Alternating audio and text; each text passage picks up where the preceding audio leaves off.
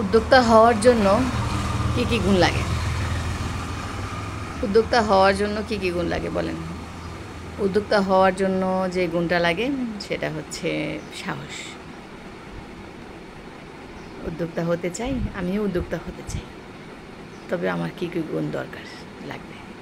তো সেখানে আসবে আপনার উদ্যোক্তা হওয়ার জন্য লাগবে সাহস,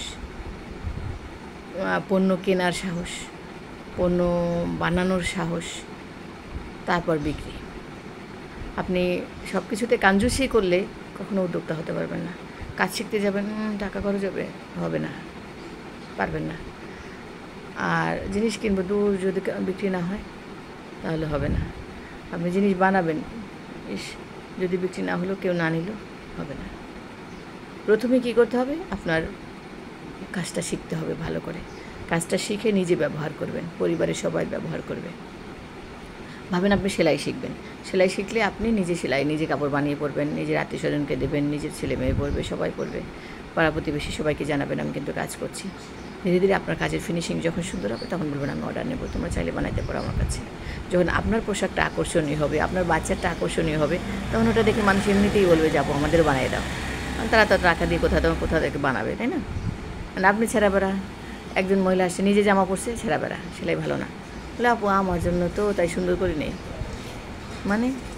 তারপরে বাচ্চাটা দেখলাম, বাচ্চাটা পরছে, বলে এই জামা এরকম কেন, সেলাই এরকম করে কেন হয়েছে, ফিনিশিং হয় নাই, বা গলা এরকম কেন, বলে নিজের বাচ্চার তো মানে দরকার নেই, থাক, নিজের বাচ্চা বানালে তো টাকা দেবে না। নিজের বাচ্চা বানালে টাকা দেবে না ওর বাবা, নিজের জিনিসটা পরলে মানে সুন্দর হওয়া দরকার নাই। সেই মহিলা কীভাবে উদ্যোক্তা হবে? অন্যের জামাটা কীভাবে সুন্দর করে বানাবে? ঠিক আছে। এখনও যদি আপনি বলেন, কেউ যদি জিজ্ঞেস করে যে আসলে আমি না আপনার নিজের জামাটা সব খারাপই বানাই, নিজে সব কিছু খারাপই হয়, যখন কেউ টাকা দেয় তখন আমি ভালো কাজ করি, তখন আপনাকে মানুষ লোভী বলবে না? তো লোভী কীভাবে হবেন? তো এই জন্য আপনি যে প্রোডাক্টটা বানাচ্ছেন আপনি নিজে ব্যবহার করবেন, নিজে ছেলে মেয়ে ব্যবহার করবে, নিজে কিছু খুশি ব্যাগ বানায় নিজে নিয়ে হাঁটবেন, বাইরে যাবেন, নিজের যাই জামাটা পরেন। আমার সব কাপড়ের যখন কাজ করা থাকে, তো নিজের সব ভিতরে কাজ, নিজের যা পোশাকটা, নিজের সব কিছুতে চিন্তা করবেন যে আমার ওই কাজটা একটু হলেও রাখি, যেন মানুষ দেখে বুঝে আমি কাজটাকে ভালোবাসি। তারপরে আত্মীয় স্বজন সবাইকে বলবেন, বুঝাবেন। হ্যাঁ, এখন আপনি বাগানেই বসে আছেন, কেউ আসলে নিলে নাও, নাইলে যাও, একটা মার্কেটিং হলো, মার্কেটিংয়ের একটা সুন্দর আছে, কথা বলার একটা সৌন্দর্য আছে। 10 জনকে বলবেন, একজন বলতেও পারে, নিতে পারে, না নিতে পারে, আর আপনি 2 জনের কাছে বলে টায়ার্ড হয়ে গেছেন, তাহলে তার হবে না। বিজনেস করতে অনেক কষ্ট, শুরুটাও অনেক কষ্ট। তো বানিয়ে বাসায় সাজিয়ে রাখবেন, প্যাকেট করে রাখবেন, দেখবেন একজনে আসছে কলা কতরগুলি নিয়ে বস্তার মধ্যে ভরা, একদম এমনভাবে দূরছে যা উঠায় দেখায় একদম মানে গন্ধ হয়ে গেছে, নোংরা হয়ে গেছে, যিনি কালারও নষ্ট হয়ে গেছে, সেগুলি কেউ কেনে না। সাজানো একটা প্যাকেট করা সুন্দর করে, র্যাপিং পেপার আছে, র্যাপিং পেপার বলে কি পলি যেটা আছে, পলিটার মধ্যে রাখলে সুন্দর লাগে দেখতে। তো পলির মধ্যে আটকায় রাখবেন। আমি এটা দেখাচ্ছি পলিটা, আচ্ছা দেখাচ্ছি, এই যে দেখেন, এই যে দেখেন, ঠিক আছে। এই যে মাথার ব্যান্ডগুলো এভাবে সাজিয়ে রাখবেন, তারপরে গলার ডিজাইনগুলি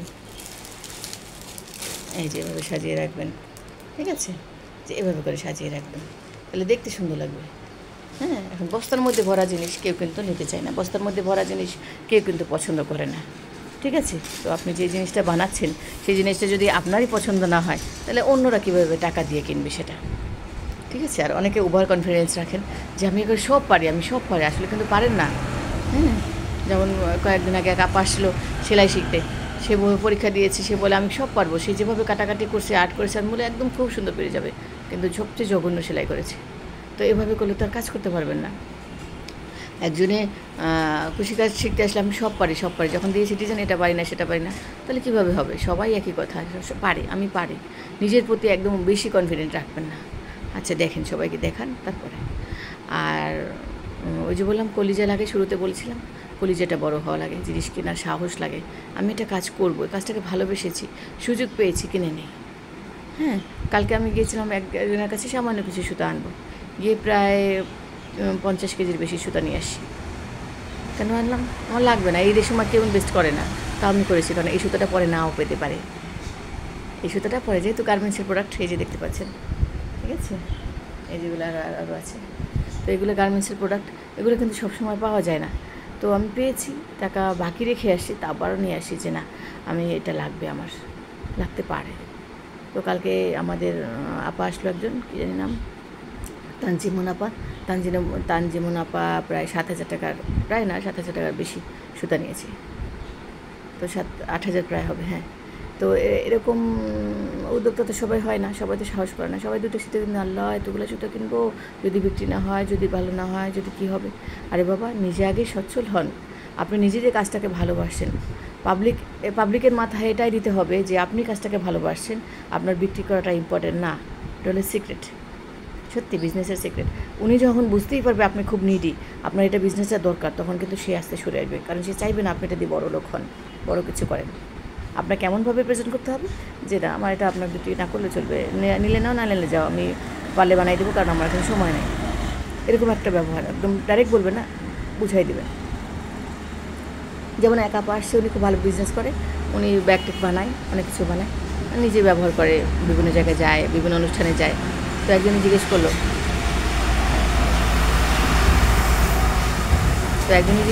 যে পাড়া প্রতিবেশী একজনই জিজ্ঞেস করছে যে আপা আপনি যে বানান বিক্রি করেন? বলে না, অতটা ইম্পর্টেন্ট না আসলে ভাবি, আমি নিজের ড্রেসগুলি বানাই নিজের পছন্দ মতো। হ্যাঁ, তো আমার নিজের ড্রেসের সাথে ম্যাচিং করে করে ব্যাগগুলি বানায়, অত বিক্রি করাটা অত ইম্পর্টেন্ট না, যদি কেউ নেয় দিব মানে এই বলে চলে গেছে। তো হঠাৎ একজন রাস্তায় দেখে এরকম বললো যে আপু আমার চাইলে আমার একটা ব্যাগ বানিয়ে দিতে পারো, আমার বাচ্চা বেড়াতে যাবে, নতুন একটা ব্যাগ দেবো, তো অনেক কিছু বানাও, বিক্রি করো না, সমস্যা কী, দাম দাও কেন? বলে না দামের কিছু না, আসলে এগুলো তো বেশি একটা তেমন কেউ মূল্য দেয় না, তো আমি চেষ্টা করতেছি যদি সময় পাই তাহলে দেবো, দেখি বানাতে পারে কিনা। তো সত্যি সে একটা ব্যাগ বানিয়ে রাখছে, কাজ করতে বসছে, ওটা বানিয়ে রাখলো। তো ওই দিনে ওই পরের দিনে আপা আবার ওনার বাসার সামনের দিকে হাঁটাচলা করে, কোচিংয়ে যায়, একসাথে আসা যাওয়া করে। তো যদি সবও বানিয়েছো দিতে পারবে? তো বললো আপা এসে দেখেন একটা কী হয়েছে, কেমন হয়েছে, যে বানালাম, পছন্দ হলে নিতে পারেন। হ্যাঁ, এটা 300 টাকা কম কিন্তু দেওয়া যাবে না, কারণ এটা সুতো খরচ অনেক বেশি। তো উনি পছন্দ হয়েছে, আচ্ছা ঠিক আছে না, পারলে 20 টাকা কম নিয়ে, তো উনি 20 টাকা কম রাখছে। এই যে একটা মার্কেটিং হলো, সুন্দর না মার্কেটিংটা? এরকম করে করতে হবে।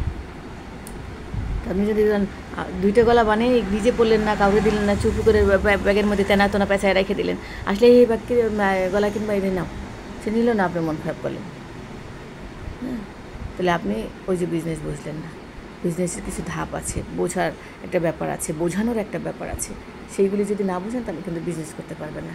তো কুশি বিজনেস যারা করছেন, যারা টেলারিং করছেন, তাদের কিন্তু এভাবে মার্কেটিং করে যে আপনি নিজে সুন্দর সুন্দর জামা পরে হাঁটলেন, বেড়াতে গেলেন, সবাই দেখলো কী ব্যাপার এত সুন্দর জামা বানাচ্ছি, আমি বানাইছি, চেষ্টা করতেছি ভালো পারে কিনা দেখি। তো ওরা ছুঁই বলবে আপু আমাদের বানাই দাও, আচ্ছা আসো দেখো পছন্দ হলে বলো, এরকম করে বলতে হয়। কিন্তু ডাইরেক্ট বলবে না এই আমি না অর্ডার পাইছি, আমি অনেকগুলো অর্ডার দিতেছি, সবাই তুমি পারলে দাও, আমি জামা সুন্দর বানাইতে পারি, একেবারে সবচেয়ে সুন্দর বানাই দেখাম, ঠিক আছে, এরকম করো, কখনো বলবে না। তাদের সাথে কথা বলা, সম্পর্কটা বন্ধুত্ব সুলভ রাখতে হবে, তারা যেন বোঝে হ্যাঁ আপনি বন্ধু সুলভ কথা বলছি। এই তো আজকের ভিডিও এখানে রাখছি, আল্লাহ হাফেজ। বিজনেস করতে গেলে কী কী লাগবে? কলিজা বড় হতে হবে, সাহস থাকতে হবে, পণ্য কেনার আগ্রহ থাকতে হবে, পণ্যকে ভালোবাসতে হবে, মোট কথা খুব ভালোবাসতে হবে। ভালোবাসলে ইনভেস্ট করবেন, এটাকে ইনভেস্ট বলে, খরচ বলে না। আমি বলবেন হ্যাঁ আমি বানাবো, রাখবো, কে কবে কিনে, কোনো দিন 2 বছর পরে কোনো একটা প্রোডাক্ট বিক্রি হয়, আপনি এত হতাশ হবেন কেন? 3 বছর পরে একটা প্রোডাক্ট বিক্রি হবে, আপনি সুন্দর করে প্যাকেট করে রেখে দেবেন, সমস্যা কী? নষ্ট তো হবে না, এটা খাবার জিনিস না, ঠিক আছে? তো আজকে ভিডিও এখানে রাখছি, আল্লাহ হাফেজ।